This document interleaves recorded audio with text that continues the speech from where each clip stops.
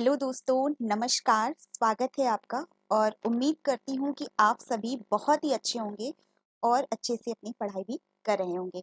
तो इससे पिछले वीडियो में हमने राज्यसभा के बारे में चर्चा की थी और आज जो है हम लोकसभा के बारे में चर्चा करते हैं, जो कि हमारा अनुच्छेद 81 के अंतर्गत आता है। और जैसा कि आपको पता है कि हम लोकसभा के बारे में आपको एक शॉर्ट में उसका इंट्रोडक्शन हम आपको इससे पिछली वीडियो में भी दे चुके थे कि एक जो हमारा लोकसभा होता है वो हमारा स्थायी सदन नहीं होता है, क्योंकि उसका विघटन किया जा सकता है, इसलिए वो स्थायी सदन के अंतर्गत नहीं आता है। और जो होता है, हमारी जो लोकसभा की बात करें तो प्रथम अध्यक्ष हमारे गणेश वासुदेव मावलंकर मतलब जीबी मावलंकर जी थे। और वर्तमान समय की बात करें तो जो हमारी अध्यक्ष हैं ओम बिरला जी हैं।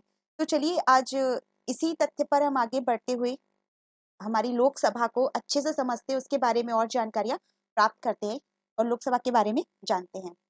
तो अगर हम लोकसभा के विषय में बात करें तो अगर हम इसके पिछले इतिहास के बारे में जानना चाहें कि पहले क्या था, किस तरह की हमारी लोकसभा रही थी, तो हम जानते हैं कि जो प्रथम लोकसभा थी हमारी 1952 में क्या था, सबसे पहला इसका चुनाव हुआ था।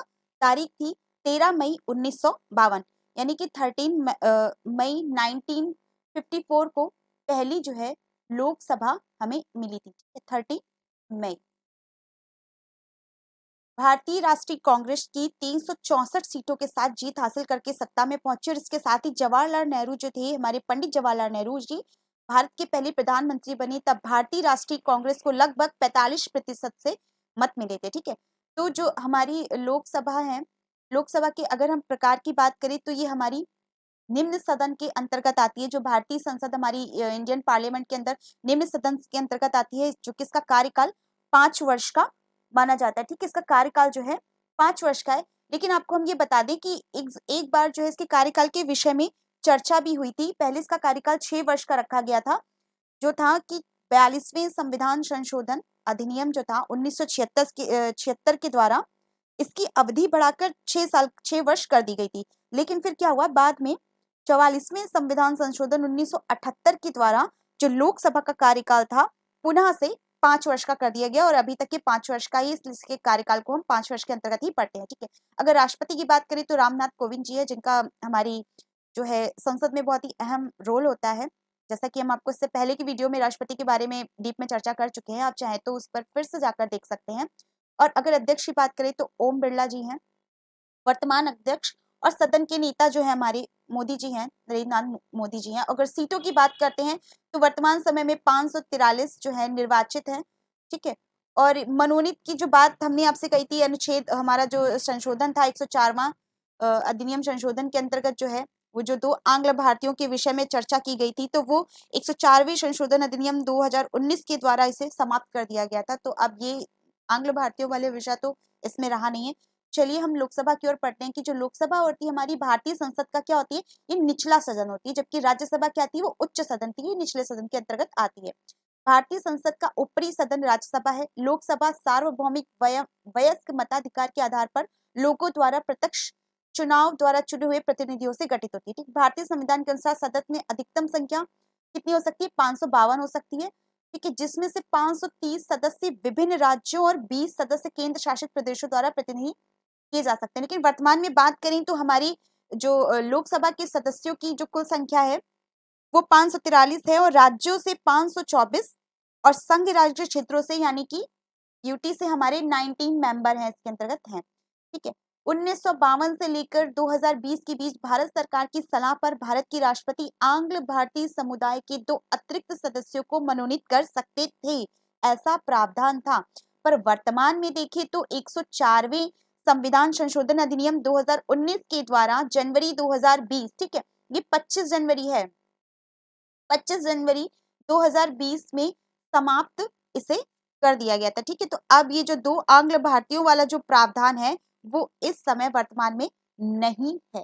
ठीक है, कुल सीटों की संख्या की बात करें तो 543 है और इसका कार्यकाल जो है 5 वर्ष का होता है। ठीक, लोकसभा का कार्यकाल 5 वर्ष का होता है, उसके बाद ये स्वतः ही भंग हो जाती है। ठीक है, इसीलिए इसका विघटन करना आसान हो जाता है, क्योंकि ये स्वतः ही समाप्त हो जाती है। कार्यकाल के दौरान अगर राष्ट्रपति आपातकाल घोषित करता है तो संसद को इस कार्यालय कानून के द्वारा इस एक समय से अधिकतम 1 वर्ष तक बढ़ाने का अधिकार है। अगर आपातकाल घोषित हो जाता है किसी कारण की वजह से, तो ये 5 वर्ष से 6 वर्ष की हो सकती है, अन्यथा नहीं हो सकती है। और इस परिस्थिति में इसे अगर और यदि बढ़ाना पड़ा तो 6 महीने तक की अवधि तक बढ़ाया जा सकता है, इससे अधिक नहीं। अगर हम लोकसभा की विशेष शक्तियों की बात करें, तो इसकी शक्तियों के अंतर्गत हमारी आती है मंत्रिपरिषद केवल लोकसभा के प्रति उत्तरदायित्व होती है। मंत्रिपरिषद में हमारी प्रधानमंत्री होते हैं, आते हैं और मंत्रीगण आते हैं, जबकि जो प्रधानमंत्री होते हैं वो मंत्रिपरिषद के हमारे प्रधान होते हैं, प्रधान सेनापति के तौर पे कार्य करते हैं, उन्हीं के अनुसार ही मंत्रिपरिषद हमारी चलती है। ठीक, प्रधान की बात करें तो हमारी प्रधानमंत्री होते हैं। ठीक, अविश्वास प्रस्ताव सरकार के विरुद्ध केवल यही लाया जाता है। ठीक है, अगर अविश्वास प्रस्ताव लाया गया है तो यही लाया जा सकता है। अगर हमें अविश्वास प्रस्ताव पारित करना है तो केवल और केवल लोकसभा के द्वारा ही अविश्वास प्रस्ताव लाया जा सकता है। ठीक है, और अगर हम बात करते हैं अविश्वास प्रस्ताव की, तो प्रथम लोकसभा जो अध्यक्ष थे, हमारे स्पीकर थे, जीवी मावलंकर के विरुद्ध एक बार अविश्वास प्रस्ताव लाया जा चुका है। यदि आपसे परीक्षा में प्रश्न पूछता है कि अविश्वास प्रस्ताव अभी तक किस पर लाया जा चुका है, तो आप जीवी मावलंकर का नाम लेंगे, इनके ऊपर अविश्वास प्रस्ताव लाया जा चुका है। ठीक है, धन बिल पारित करने में यह निर्णायक सदन है। ठीक, धन बिल, वही धन बिल, धन विधेयक हमारा किसके अकॉर्डिंग आता है? आर्टिकल 1110। ठीक है, 1110 अगर पूछे आर्टिकल आता है तो आप बताएंगे इसका अनुच्छेद है 1110। ठीक, धन विधेयक के अंतर्गत ये आता है। इसके संबंध में क्या होता है ये कि गतिरोध होने पर संयुक्त बैठक बुलाई जाती है। ठीक, अगर कुछ ऐसा कुछ होती है तो ये संयुक्त बैठक बुलाई जाती है और सिर्फ लोकसभा के द्वारा ही प्रस्तावित किया जा सकता है। ठीक है, धन विधेयक। फिर क्या कह रहा है? राष्ट्रपति आपातकाल को जारी रखने वाला प्रस्ताव भी केवल जो क्या होता है, लोकसभा के अंतर्गत ही लाया जाता है। ठीक, आगे बढ़ते हैं तो लोकसभा के पदाधिकारियों की हम बात करते हैं। तो लोकसभा के पदाधिकारियों के अंतर्गत हमारे पहले आते हैं लोकसभा अध्यक्ष। लोकसभा अध्यक्ष के बारे में हम क्या जानते हैं? देखिए, लोकसभा जो अध्यक्ष होता है वो हमारा अपने से निर्वाचित सदस्यों में से एक सदस्य को अपना अध्यक्ष या स्पीकर चुनती है। कार्य संचालन में अध्यक्ष की सहायता उपाध्यक्ष द्वारा ही की जाती है। ठीक है, उपाध्यक्ष होता है वो अध्यक्ष की सहायता करता है। ठीक है, जो जिसका चुनाव भी लोकसभा में निर्वाचन के सदस्य करते हैं। ठीक, जो निर्वाचित सदस्य होते हैं वही करते हैं और लोकसभा में कार्य संचालन का उत्तरदायित्व अध्यक्ष का होता है। वर्तमान में लोकसभा अध्यक्ष जो है हमारे ओम बिरला जी हैं। अगर वर्तमान में बात करें तो ये ओम बिरला जी जो है हमारे वर्तमान में लोकसभा के अध्यक्ष हैं। ठीक, अध्यक्ष के बारे में आपको और बताते हैं कि जो लोकसभा का अध्यक्ष होता है वो लोकसभा का ही सदस्य भी होता है, क्योंकि उसी में से चुना जाता है। ठीक है, और अध्यक्ष के रूप में शपथ लेने का कोई प्रावधान नहीं है। ठीक है, इसके लिए कोई स्पेशल शपथ वपथ नहीं दिलाई जाती उन्हें, क्योंकि वह लोकसभा के सदस्य के रूप में ही शपथ लेता है। वो ठीक, उसका सदस्य बन गया, उसी रूप में उसे जो है शपथ दिलाई जाएगी। लोकसभा के अध्यक्ष के रूप में कोई शपथ लेने का कोई प्रावधान इसमें वर्णित नहीं है। यदि अध्यक्ष अपने पद पर क्या हो ना हो तो उसकी जगह उपाध्यक्ष जो होता है वो कार्य करता है। ठीक, लोकसभा के अध्यक्ष की जगह उपाध्यक्ष कार्य करता है। लोकसभा अध्यक्ष के दो कार्य होते हैं। क्या दो कार्य होते हैं? कि लोकसभा की अध्यक्षता करना और उसमें अनुशासन व गरिमा की प्रतिष्ठा बनाए रखना। इस कार्य हेतु किसी न्यायालय के सामने उत्तरदायित्व वो नहीं होता। ठीक, उसकी प्रतिष्ठा को बनाए रखना, उसे भंग न करना, ये लोकसभा के अध्यक्ष का कार्य हो गया। और दूसरा कार्य क्या है कि वह लोकसभा में संलग्न सचिवालय का प्रशासनिक अध्यक्ष होता है। अगर आपसे प्रश्न करें कि लोकसभा में संलग्न सचिवालय का प्रशासनिक अध्यक्ष कौन होता है, किंतु इसकी भूमिका के रूप में न्यायालय के समक्ष वह उत्तरदायित्व नहीं होता है, जबकि पहली कंडीशन के अकॉर्डिंग न्यायालय के समक्ष उत्तरदायित्व नहीं होता है। ये इसके कार्य के अंतर्गत आता है।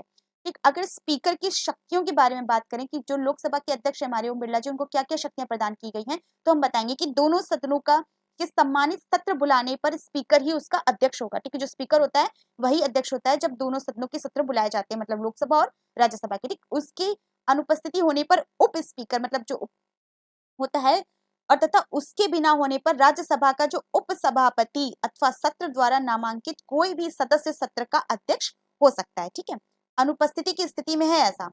धन बिल का निर्धारण कौन है? वो स्पीकर करता है। कोई भी बिल धन विधेयक है या नहीं है, इसका निर्धारण कौन करता है? हमारा वो स्पीकर ही करता है। ठीक है, और अगर हम बात करें कि यदि धन बिल पे स्पीकर साक्षांकित नहीं करता है तो उस बिल को धन विधेयक नहीं माना जाएगा। स्पीकर का निर्णय ही अंतिम बाध्यकारी होता है। बाध्यकारी का मतलब जो उन्होंने निर्णय दिया है वही आपको मानना पड़ेगा। ठीक, आप उसके प्रति बाध्यकारी हो जाते हैं। सभी संसदीय समितियां उसकी अधीनता में काम करती हैं। उसके किसी समिति का सदस्य चुने जाने पर उसका पदेन अध्यक्ष होगा। ठीक, और हम बात करें तो लोकसभा के विघटन होने पर स्पीकर पद पर कार्य करता है। नवीन लोकसभा चुने जाने पर ही वह अपना पद छोड़ देता है। ठीक है, जो विघटन जब होता है तो जो स्पीकर ही होता है वही अपना कार्य करता है। ठीक, और अगर हम इसके कार्यवाहक अध्यक्ष की बात करें कि कार्यवाहक अध्यक्ष मतलब प्रोटेम स्पीकर। देखिए प्रोटेम स्पीकर क्या होता है, प्रोटेम स्पीकर वो होता है कि जैसे कोई लोकसभा का है जो वरिष्ठ अध्यक्ष होता है ना, तो वो जो होता है वरिष्ठ अध्यक्ष के द्वारा ही जो नवनिर्वाचित जो हमारे सदस्य होते हैं उनको शपथ ग्रहण कराने का कार्य कौन करता है, प्रोटेम स्पीकर का कार्य करता है। अगर प्रश्न ये आता है कि जो है लोकसभा के नवनिर्वाचित सदस्यों को शपथ दिलाने का कार्य कौन करता है, तो आप बताएंगे कि प्रोटेम स्पीकर ही करता है। ठीक है, और इसकी नियुक्ति किसके द्वारा की जाती है? अगर प्रोटेम स्पीकर की नियुक्ति की बात करें तो इनकी नियुक्ति जो होती है वो राष्ट्रपति के द्वारा ही की जाती है। ठीक है, राष्ट्रपति जो होती है प्रोटेम स्पीकर की नियुक्ति करता है। ठीक, इसके भी दो कार्य होते हैं। क्या कार्य होते हैं?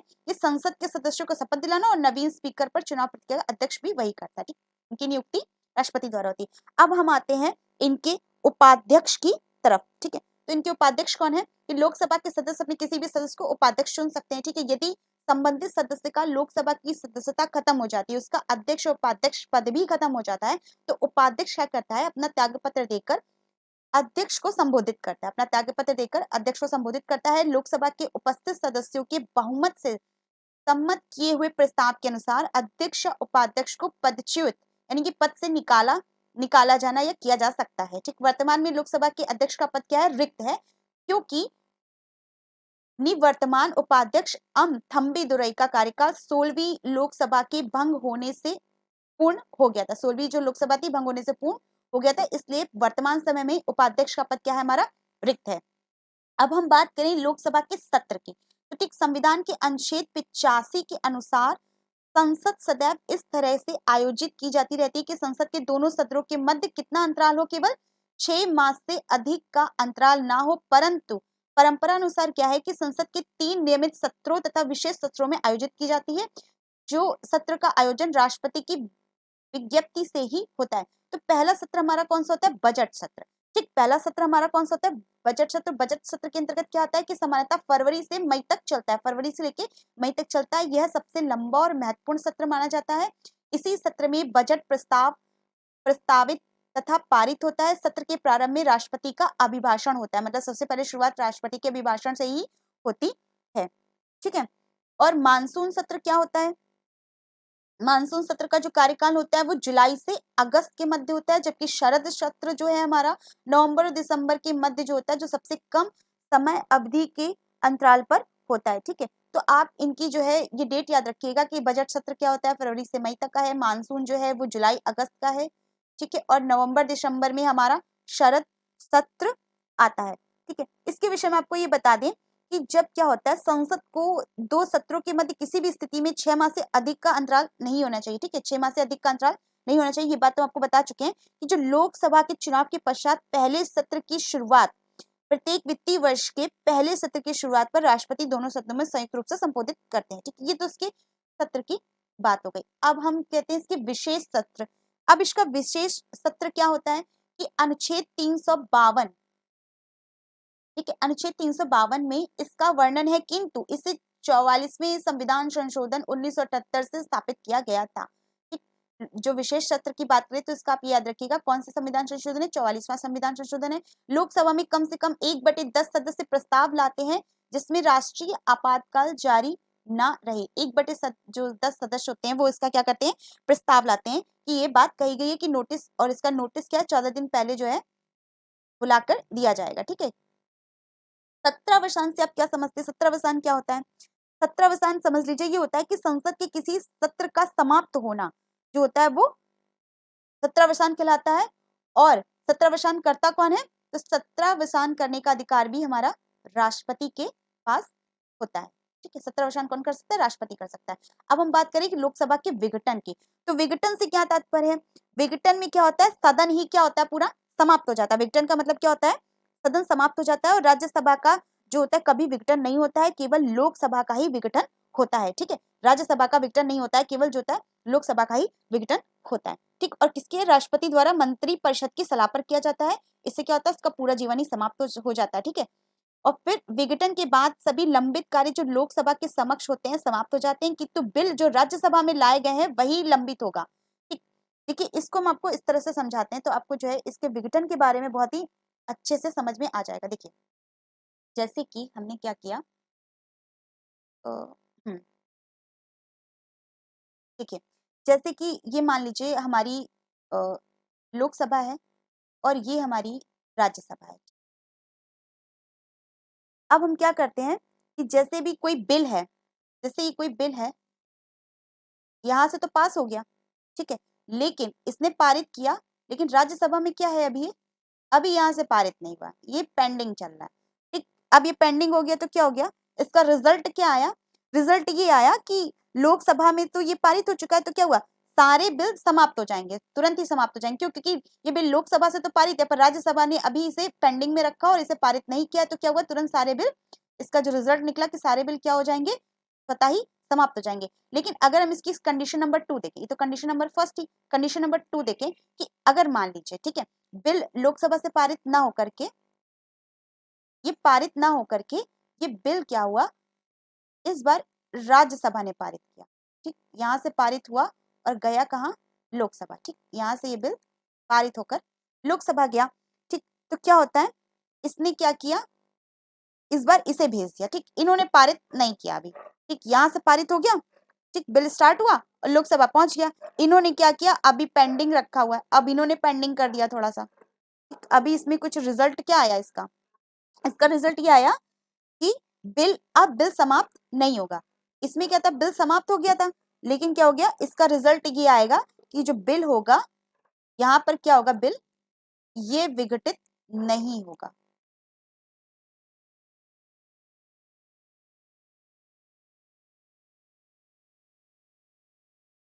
देखिए इस बात को आप इस तरह समझिए कि यदि हमारी लोकसभा कोई बिल है, ठीक, राज्यसभा ने तो पारित कर दिया लेकिन अभी तक लोकसभा से पारित नहीं हुआ है, ठीक, तो क्या हो जाएगा, वो समाप्त हो जाएगा। लेकिन अगर बिल जो क्या है राज्यसभा ने पास कर दिया लेकिन अभी लोकसभा में पेंडिंग है, लेकिन तब वो विघटित नहीं माना जाएगा। ठीक है, क्योंकि जो राज्यसभा क्या होती है, हमारी उच्च सदन मानी जाती है ना, उच्च सदन मानी जाती है, जबकि लोकसभा क्या है, हमारी निम्न सदन मानी जाती है। और बिल के संबंध में एक बात यह है कि जो राष्ट्रपति क्या होता है, राष्ट्रपति क्या होता है, पुनर्विचार के लिए राष्ट्रपति द्वारा बिल लौटाया जा सकता है। ठीक है, लेकिन बिल जो लोकसभा के विघटन के बाद खत्म नहीं होगा। ठीक, खत्म राज्य उस कंडीशन में भी खत्म नहीं होता है। लेकिन अगर बिल पर संसद की संयुक्त बैठक बुलाई गई हो तो लोकसभा के विघटन पर भी बिल समाप्त नहीं होगा। ठीक, बिल का विघटन दोनों कंडीशन में नहीं होता है। अगर राष्ट्रपति पुनर्विचार के लिए जो लौटा दे तो भी विघटित नहीं होगा, और बिल अगर संयुक्त की संसद मतलब संयुक्त बैठक बुलाई जाए तो उस कंडीशन में भी हमारा बिल क्या होता है, विघटित नहीं होता है। अब हम आते हैं इसके प्रस्ताव के बारे में कि जो अविश्वास प्रस्ताव क्या होता है। ठीक, देखिए अविश्वास प्रस्ताव अब ये समझिए ये होता है कि इसे केवल क्या होता है, लोकसभा में ही लाया जाता है। ठीक, दूसरी बात है कि जो हमारा अविश्वास प्रस्ताव है ये नियम 198 के अंतर्गत ही लाया जाता है। ठीक, और लोकसभा में इसे स्वीकार करने का कारण बताना आवश्यक नहीं है कि हम ये बिल क्यों ला रहे हैं, ये बताना भी आवश्यक नहीं होता है। और इसे विपक्ष के किसी भी सदस्य द्वारा लाया जा सकता है, मतलब विपक्ष का कोई भी सदस्य अविश्वास प्रस्ताव किसी मेंबर के खिलाफ लाना चाहे बिल्कुल ला सकता है। इसे पारित, और पारित होने पर क्या होता है, अगर ये बिल पारित हो गया, अगर ये बिल पारित हो गया तो क्या होगा, सरकार क्या होगी, अविश्वास प्रस्ताव क्या हो जाएगा, तो सरकार क्या होगी, सरकार गिर जाएगी। अगर अविश्वास प्रस्ताव पारित हो गया तो सरकार क्या होगी, गिर जाएगी। और इस प्रस्ताव को लाने के लिए क्या होता है, लोकसभा में कम से कम 50 सदस्यों का समर्थन होना भी अति आवश्यक होता है। ठीक है, अगर आपको अविश्वास प्रस्ताव लाना है किसी के खिलाफ तो 50 सदस्यों का होना अनिवार्य है। ठीक, तो अविश्वास प्रस्ताव के जो होता है आप ये जानिए कि जो है ये लोकसभा में लाया जाता है, नियम 198 के अंतर्गत लाया जाता है, और अगर ये पारित हो गया तो सरकार क्या हो जाएगी, हमारी गिर जाएगी। और इसे लाने के लिए कम से कम 50 सदस्यों की समर्थन की आवश्यकता होती है। ठीक है, ये इसके अंतर्गत आता है। ठीक है, अगर अविश्वास प्रस्ताव को बात करें तो क्या बोलेंगे, इसे नो कॉन्फिडेंस मोशन। ठीक है, इसे नो कॉन्फिडेंस मोशन के नाम से भी जानते हैं। ठीक है, इंग्लिश में इसे इसी नाम से जानते हैं। ठीक है, और फिर क्या है, एक ये है कि लोकसभा द्वारा प्रस्ताव पारित कर दिए जाने पर मंत्री परिषद जो होता है राष्ट्रपति को त्याग पत्र सौंप देती है, और संसद के एक सत्र में से एक से अधिक अविश्वास प्रस्ताव नहीं लाए जा सकते। मतलब आप क्या है, संसद के एक सत्र में केवल एक बार ही अविश्वास प्रस्ताव ला सकते हैं, एक से अधिक बार नहीं ला सकते हैं। और अब तक जीवी मावलंकर के खिलाफ ही जो है अविश्वास प्रस्ताव लाया गया था। ठीक, इतनी बातें हमारी अविश्वास प्रस्ताव से संबंधित थी, जो कि हमने आपको बता दी। अब विश्वास प्रस्ताव क्या होता है कि लोकसभा में नियमों में इस प्रस्ताव का कोई भी वर्णन नहीं है। ये आवश्यकता अनुसार उत्पन्न होता है ताकि मंत्री परिषद अपनी जो होती है सत्ता सिद्ध कर सके, और यह सदैव मंत्री परिषद लाती है। इसके गिर जाने पर उसे क्या होता है, त्याग पत्र देना पड़ता है। विश्वास प्रस्ताव के समक्ष में अभी समझ लीजिए कि मंत्री परिषद की ओर से लोकसभा में विश्वास प्रस्ताव प्रस्तुत किया जाता है। इसे प्रस्तुत कौन करता है, तो आप बताएंगे कि जो मंत्री परिषद है यही जो है विश्वास प्रस्ताव प्रस्तुत करती है। निंदा प्रस्ताव क्या होता है, निंदा प्रस्ताव के बारे में हम जाने तो निंदा प्रस्ताव क्या होता है कि लोकसभा में विपक्ष में यह प्रस्ताव लाकर सरकार की किसी विशेष नीति का जो होती है निंदा या विरोध कर सकती है। ठीक है, निंदा करने के लिए ही ये प्रस्ताव लाया जाता है। और क्या होता है, इसे लाने हेतु कोई पूर्व अनुमति की जरूरत नहीं है। यदि लोकसभा में पारित हो जाए तो मंत्री परिषद निर्धारित समय में विश्वास प्रस्ताव लाकर ये जो होता है स्थायित्व का परिचय देती है, और उसके लिए ये अनिवार्य है। अगर निंदा प्रस्ताव लाया गया है, ठीक है, कोई मेंबर है में से उसका जो है आचार व्यवहार कार्यकाल ये सब चीजें समझ में नहीं आ रही है, तो उसके प्रस्ताव हम निंदा प्रस्ताव लाते हैं, जो कि क्या होता है हमारे लिए जरूरी होता है। उस समक्ष में क्या मंत्री परिषद को क्या करना चाहिए, आवश्यक ये होता है कि वो जल्द से जल्द विश्वास प्रस्ताव लाए और अपना जो क्या करे, अपना मत जो है वो लोकसभा में सिद्ध कर सके। ठीक है, तो इसके अलावा और भी जो विशेष प्रस्ताव है वो भी हम आपको बता देते हैं। कुछ और प्रस्ताव हैं कि जैसे क्या विशेष एक प्रस्ताव आता है हमारा क्या, विशेषाधिकार प्रस्ताव। ठीक है, विशेषाधिकार प्रस्ताव। देखिए जो 3 प्रस्ताव मैंने बताए थे वो तो इंपॉर्टेंट हैं, लेकिन इसके अलावा कुछ अन्य प्रस्ताव हैं वो हम आपको बता देते हैं। विशेषाधिकार प्रस्ताव, ये क्या होता है विशेषाधिकार प्रस्ताव, देखिए इसके बारे में जानते हैं। ये जो विशेषाधिकार प्रस्ताव होता है वो किसी मंत्री द्वारा संसद सदस्यों के विशेषाधिकार के उल्लंघन की स्थिति में प्रस्ताव लाया जाता है। ठीक है, अगर जो कोई होता है संसद का सदस्य किसी विशेष अधिकार का उल्लंघन कर रहा है तो उसके खिलाफ ये प्रस्ताव लाया जाता है। एक होता है हमारा ध्यानाकर्षण। ठीक है, ध्यानाकर्षण प्रस्ताव। ध्यानाकर्षण प्रस्ताव क्या होता है, आइए जानते हैं इसके बारे में भी। ठीक, ध्यानाकर्षण प्रस्ताव क्या होता है कि यह किसी अविलंबनीय लोक महत्व के विषय पर, ठीक, अगर कोई कार्य है हमारा, ठीक, उसमें बहुत ही विलंब हो रहा है, बहुत देरी से हो रहा है, तो उसके विषय में सचेत करने के लिए ये जो प्रस्ताव होता है अध्यक्ष या सभापति की अग्रिम अनुमति से ही सदन का कोई सदस्य या मंत्री जो होता है वो लाता है। ठीक है, या तो उसकी अध्यक्ष की अनुमति ले या फिर अध्यक्ष या सभापति। ठीक है, अध्यक्ष या सभापति। ठीक है, तो इसके लिए ध्यानाकर्षण प्रस्ताव लाने के लिए हमें इनकी अनुमति की आवश्यकता होती है। ठीक है, इनकी अनुमति पर ध्यानाकर्षण प्रस्ताव लाया जा सकता है। ठीक है, स्थगन प्रस्ताव। स्थगन क्या होता है कि सदस्यों का जो समर्थन होता है वो क्या होता है, उस जो मतलब 50 सदस्य जो अपना समर्थन देते हैं ना, समर्थन देने के लिए जो होता है स्थगन प्रस्ताव लाया जाता है, और इसके लिए किसकी, पीठासीन अधिकारी की जो होती है अनुमति की आवश्यकता होती है, और प्रस्ताव जो होता है पेश किया जाता है। तो ये जो प्रस्ताव होता है हमारा स्थगन प्रस्ताव, क्या होता है, स्थगन प्रस्ताव जो होता है वो किसी भी सदन में पेश किया जा सकता है। जो स्थगन प्रस्ताव, ठीक, जो 50 सदस्यों की जो होती है अनुमति की आवश्यकता होती है, उसके लिए पीठासीन अधिकारी की अनुमति से ये जो प्रस्ताव है स्थगन प्रस्ताव लाया जाता है। एक होता है हमारा धन्यवाद प्रस्ताव। धन्यवाद प्रस्ताव,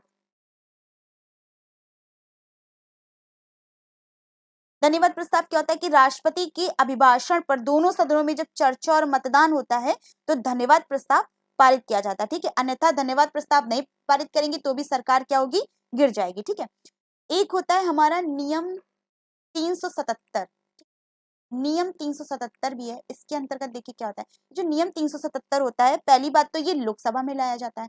ठीक है, लोकसभा से संबंधित है, इसीलिए आपको ये चीजें मैं बता रही हूँ जो कि लोकसभा से संबंधित है। ठीक है, ये जान लीजिए कि नियम जो है 370 किसके अंतर्गत लाया जाता है, तो आप बताएंगे जो है लोकसभा के अंतर्गत ही लाया जाता है। ठीक है, देखिए इस वैसे तो इसके अंतर्गत बहुत सारी जो प्रस्ताव हैं, चीजें हैं वो लाई जाती हैं, लेकिन जो बहुत ही इंपॉर्टेंट चीजें थी वो हमने आपको यहाँ पर डिस्कस कर दी है कि क्या क्या चीजें होती हैं, क्या क्या प्रस्ताव लाए जाते हैं। देखिए इसके अंतर्गत एक बात कही गई ना, शून्यकाल की, शून्यकाल जिसे हम इंग्लिश में बोलते हैं 0 आवर। तो ये हमारा शून्यकाल क्या होता है, पहली बात तो ये शून्यकाल का अगर हाँ ये क्वेश्चन बहुत पूछा जाता है कि शून्यकाल का समय क्या है, तो आप बताएंगे कि 12 बजे से लेकर जो 1 बजे का समय होता है वो हमारा शून्य काल के अंतर्गत आता है। ठीक, 12 से 1 बजे का जो अवधि होती है, संसद द्वारा बिना किसी पूर्व अनुमति के ही कोई भी प्रश्न उठा सकते हैं। मतलब इसके लिए किसी की परमिशन की जरूरत नहीं है। तो इसको जो है शून्य काल की संज्ञा के अंतर्गत दिया गया है। और शून्य काल जो है, ये जो शून्य काल है, ये हमारे भारत की संसद की देन है। ठीक है, अगर कोई पूछे तो कहाँ शून्य प्रस्ताव, शून्य काल कहाँ, भारत की संसद की देन के अंतर्गत ये आता है। ठीक है, तो जो लोकसभा से संबंधित थी चीजें, जो इम्पोर्टेंट थी, एग्जामिनेशन के फैक्ट्स के अकॉर्डिंग थी, वो हमने आपको बता दी। ठीक है, बहुत सारी ऐसी चीजें हैं जो रहती हैं इसके अंतर्गत। और इसके पहले की वीडियो में हमने लोकसभा के इंट्रोडक्शन पे चर्चा भी कर दी थी कि क्या क्या जो होती है इसकी आयु की, और लोकसभा की जितनी भी चीजें थी वो हम शॉर्ट में डिस्कस कर ही चुके हैं। और उनके सदस्य कार्यकाल के बारे में भी हम बातें कर चुके हैं। आज ये जो फैक्ट्स थे ये भी बहुत इंपॉर्टेंट थे, जो कि एग्जाम में बहुत पूछे जाते हैं। आप इन्हें अच्छे से याद रखिएगा और इसी तरह पढ़ते रहिएगा। और बहुत ही जल्द हम आपसे नेक्स्ट वीडियो में मिलते हैं। ओके, ठीक है, थैंक यू सो मच। जय हिंद, जय भारत।